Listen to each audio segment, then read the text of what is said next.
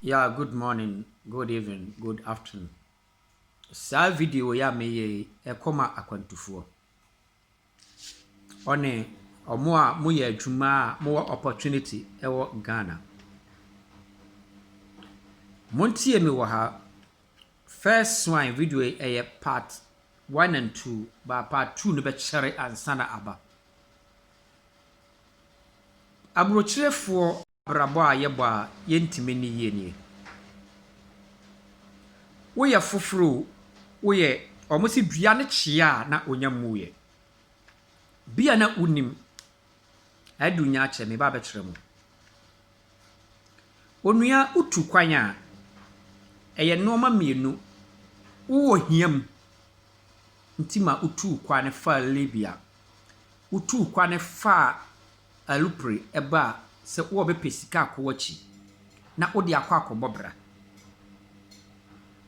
yawo problems bi wo abrochirefoɔ ho me use opportunity too ama asɛnna meka no bi wo hɔ a otukwan a ayɛ na dwene sɛ ɔnkɔ na chibiem ba ɔnkɔ na chibiem no oni vision wɔ nani so wɔ akwantu na otuye wɔ abrochire no ansana ɔbɛtena abrochire no ɔbɛtuma tena abrochire bi wo hɔ a 30 years 40 years ansana ɔbɛkɔwu akɔwu by oye adwuma kakra na chire no obesofa bebre wo abrochire ha uhyia ba o 80 years bi wo 90 years nkaka mema no mare de kura wonta hu omo se obasa na omo ayire ne adwane gya omo ase na meka no eye serious ntuma me wo abrochire no wa abrochire unya message we atie ne ye ubehu sampanfo no bia na wo yire ne yire adwane gya no because the tia ni vision no or killing ni vision ntem nti oni good vision bia wona ni so hwe ye bedu abrochire a abrofo na ye beto omo wo abrochire no se odini sika nyina si da na nka ye baaye no ye benya ba bia da ye nya adwuma anye ye bedu abrochire a ye bosumi adwuma pay na ye je no bi a 100 euro ne beka 500 euro mbwapa na mafa no ma no ya sori ya akoto prot yesi dare yeso yete abrochira wo betima sida na wie na onko Ghana da na bebre awu ha bosumi bia otua da ne soka ewa ha tienwa opportunity wa abrochire se uba ye wonya adwuma papa yeye a ukita good contract no tofie ewo abrochire tofie ewo abrochire na woda na wotua ka 400 euro no ye face contract 400 euro eye 30 years ya mabema wo 30 years no ewo abrochire na tua na wo tua sa contract no eye wa woda ne binin dia to omadwini se wotoda na abana age bank yaji oye wano ma bank ne jiye adwemfi kita ye ntima nka bank ne beji da na nka o ma wusika se fa tofie nwie ma wusika nka ho se fa sisim bank no oji da no oji da ne betenam manager ne ji da no betenam aya ye mistake na ye no ye nka mistake no one bone na ye di na ye njai condemn ama mfofrofo na ye wa buchire no ebre no adentima Senegal ni de tintofie Romania ni ba o tintofie no ne de bank ya nje mfiri nesem na Africa for ye to da na ye bank fo age de me bisad no Italy ni na ye beto no wan wo say Italy ni Messi ni o si da na de o me na ma Italy ni o mo nyina tofie no de antima one de tofie no te se de wo to ye na na one de o bank na nje mfiri se ne wo o de o je fo nsem Unya ye na ubetua da na ka no wo de wo de wo Ghana ha so no te nti wo ntua kuro ni de no ka ba de ubenya no de okoye wo de wo Ghana na kwa ko sida na si Ghana na ba bia wo beda ha no ayeden onua wo bedura abrochire a opportunity bebre wa abrochire a etim my chance my etim di bobra wa abrochire sande bi bobra wo Ghana ba ya twini kitaye no Be first me video be American really kita no. Ye kita bag mentality. Echia na emuye. Wa opportunity bia no. Was a would 15 years abuchire no wato dane na 30 years ya ka was 15 years dane na wotria no. Wotria afa. Wotria afa. This 15 years na wo mpe dane na. Wutindima agency atono. Na omu ne obeto no omuti 15 years scan de mawo. Ma tena se asua de pa. Ndima me uhu mi video a ntwami nko.